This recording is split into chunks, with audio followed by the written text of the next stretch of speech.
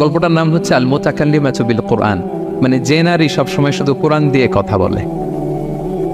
আব্দুল্লাহ ইবনে মুবারক অনেক বড় মুহাদ্দিস, হজ করে ফিরতেছেন, হঠাৎ দেখেন এক বৃদ্ধা মহিলা, বয়স্ক মহিলা চাদর গায়ে দিয়ে শুয়ে আছে। তো এটা অনেক বড় একটা কনভারসেশন, আমি কনভারসেশনটা আপনাদেরকে শোনাই। উনি কাছে গেলে যে সালাম দিলেন, আসসালামু আলাইকুম রাহমাতুল্লাহ। সালামের উত্তরে বৃদ্ধা মহিলা স্বাভাবিকভাবে উত্তর না দিয়ে একটা কোরআনের আয়াত তেলাওয়াত করলেন। তেলাওয়াত করলেন সালামুন কাওলাম মির রাব্বির রহিম, মানে দয়াময় প্রতিপালক আল্লাহর পক্ষ থেকে তোমার প্রতিও সালাম। এটা একটা কোরআনের আয়াত, কিন্তু এটা দিয়ে উত্তর হয়ে যায় সালামের। কি বলেন? আচ্ছা গেল। এবার আব্দুল্লাহ ইবনে মুবারক জিজ্ঞেস করলেন মাযা তাসনাঈনা ফি হাযাল মাকান, এখানে কি করেন আপনি, কি করতেছেন একা একা? এই প্রশ্নের উত্তরেও ভদ্রমহিলা একটা কোরআনের আয়াত তেলাওয়াত করে দিলেন। উনি তেলাওয়াত করলেন ওয়ামাই ইউদ্লিল ফালা হাদিয়া লাহ, মানে আল্লাহ যার পথ ভুলায় দেয় তার পথ দেখানোর কেউ নাই। মানে বুঝাইতে চাইলেন আমি পথ হারাই ফেলছি। কি বুঝাইতে চাইলেন? পথ হারাই ফেলছে, মানে উনি এমনভাবে কোরআনের আয়াত চুজ করে যাতে উত্তর হয়ে যায়। তো এবার উনি জিজ্ঞেস করলেন আইনা তুরিদিন, তো পথ হারাই ফেলছেন তো বুঝলাম, আয়াত থেকে এটা বোঝা যায়, তো আপনি কোথায় যাচ্ছেন, ডেস্টিনেশন কোথায়? উনি আবার একটা আয়াত তেলাওয়াত করলেন সুবহানাল্লাযী আসরা বিআবদিহি লাইলাম মিনাল মাসজিদিল হারামি ইলাল মাসজিদিল আকসা। রাসূল সাল্লাল্লাহু আলাইহি ওয়াসাল্লাম মেরাজের আগে যে ইসরা হয়েছিল, মসজিদুল হারাম থেকে মসজিদুল আকসা রাসূল সাল্লাল্লাহু আলাইহি ওয়াসাল্লাম আল্লাহ নিয়েছিলেন, এটা তেলাওয়াত করলেন। তো বুঝাতে চাইলেন আমি আপনার মতো হজে আসছিলাম মসজিদুল হারামে, আর যাচ্ছি মসজিদুল আকসা, মানে ফিলিস্তিন আমার বাড়ি। মসজিদুল আকসা কোন দেশে? ফিলিস্তিনে। আয়াত এমনভাবে উনি পিক করেন যাতে করে উত্তর হয়ে যায়। উনি বোঝাতে চাইলেন আমিও হজ করতে এসেছিলাম, যাচ্ছি কোথায়? ফিলিস্তিন, মসজিদুল আকসা যে দেশে আছে। তো উনিও বুঝে গেলেন যে তাহলে আপনি মসজিদুল আকসায় যাচ্ছেন। এবার জিজ্ঞেস করলেন আনতুম মুনযু কাম ফি হাযাল মাকান, তো এখানে একা একা পড়ে আছেন কয়দিন? আবার কোরআনের আয়াত সালাসা লায়ালিন সাবিয়া, টানা 3 দিন 3 রাত এখানে আছে, এটা কোরআনের আয়াত।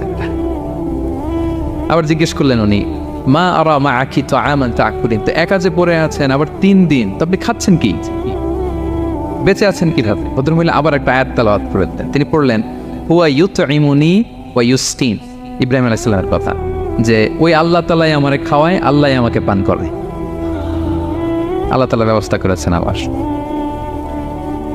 এইবার উনি অবাক হচ্ছেন, আমি এত বড় মুহাদ্দিস আব্দুল্লাহ ইবনে মুবারক ইমাম বুখারীর উস্তাদ, আমি স্বাভাবিকভাবে কথা বলি আর যাই প্রশ্ন করি একটা আয়াত তেলাওয়াত করে দেয় আর ওটাতে উত্তর হয়ে যায়।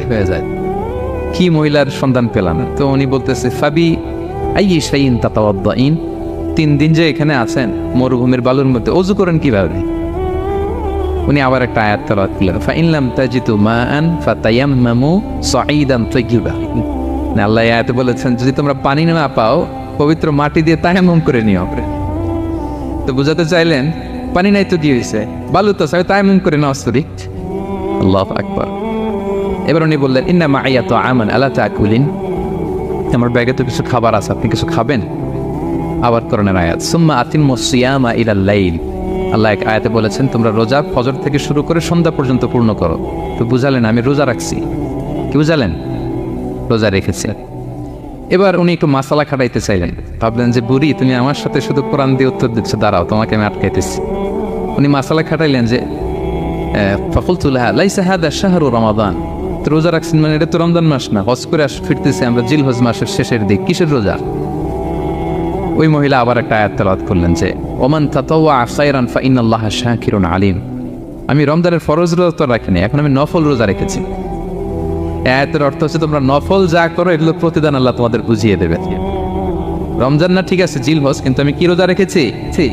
নফল রোজা। এইবার উনি ধরছেন মাসালা, এবার বলতেছে উবি হালান আল ইফতার ফিস সাফার, সফরে তো রোজা ভাঙা যায়, রোজা তো ভাঙা যায়, খান একটু।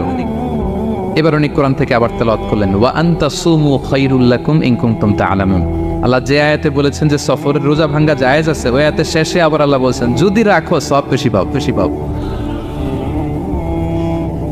কেউ অসুস্থ হলে রোজা ভাঙবে, সফরের রোজা ভাঙবে। এই আয়াতের শেষে হচ্ছে ওয়া আনতা সুমু খায়রুল লাকুম ইন কুনতুম তা'লামুন, তবে রোজা যদি রাখো এটা ভালো যদি তোমরা বুঝতে। এবার উনি আর যাবে কোথায়? দিশেহারা হয়ে এবার জিজ্ঞেসই করে ফেলছে লিমাদা লা তুকাল্লিমিনি মিসলা মা উকাল্লিমুকি, আচ্ছা মা এবার বলেন আমি আপনার সাথে যেভাবে কথা বলি আপনি এভাবে কথা বলেন না কেন? কিছু জিজ্ঞেস করলে কোরআনের আয়াত বলেন কেন? আমি কথা বলতেছি আপনি আমার সাথে এভাবে কথা বলেন, কিছু জিজ্ঞেস করলে কোরআনের আয়াত কেন? এটার উত্তর উনি আর একটা কোরআনের আয়াত উনি পড়লেন মা ইয়ালফিযু মিন কাউলিন ইল্লা লাদাইহি রাকিবুন আতীদ। আল্লাহ বলেছেন তোমরা মুখ দিয়ে যাই বের করো এটা লিখে রাখার জন্য দুই কাঁধে রাকিব আতীদ আছে, তুলে রাখে। তার মানে আমি যে তোমার সাথে কথা বলতেছি প্রত্যেকটাই তো রেকর্ডেড হয়, রেজিস্টার্ড হয়। সো এমন কিছু বলি যেটাতে সওয়াব হয়, যেটাতে ভুল না হয়। আল্লাহু আকবার, সুবহানাল্লাহ। কি নারী ছিল, কেমন নারী তিনি ছিলেন, এই পুরো ঘটনাটা শুনবেন? হ্যাঁ, শেষ করবো ঘটনাটা। আচ্ছা, তো উনি অবাক হলেন যে কি মহিলা, এরকম মহিয়সী গরিয়সী নারীও পৃথিবীতে আছে।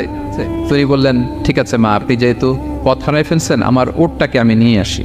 ফাহাল্লাকা আন আহমিলুকি আলা নাফাতি হাদিহি ফাতুদরিকিল কাফেলা, আমার উটটা নিয়ে আসি, উটে বসেন, আমি আপনাকে এগিয়ে দিয়ে কাফেলাতে যুক্ত করে দেই।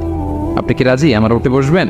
আবার কোরআনের আয়াত ওমা তাফআলু মিন খাইরিন ফাইনাল্লাহা বিহি আলিম, তোমরা যত ভালো কাজ করো আল্লাহ সেটা জানেন, মানে তোমার এই ভালো কাজ আল্লাহ জানেন, আল্লাহ এর প্রতিদান দিবেন। কলা ফানাফতু নাকা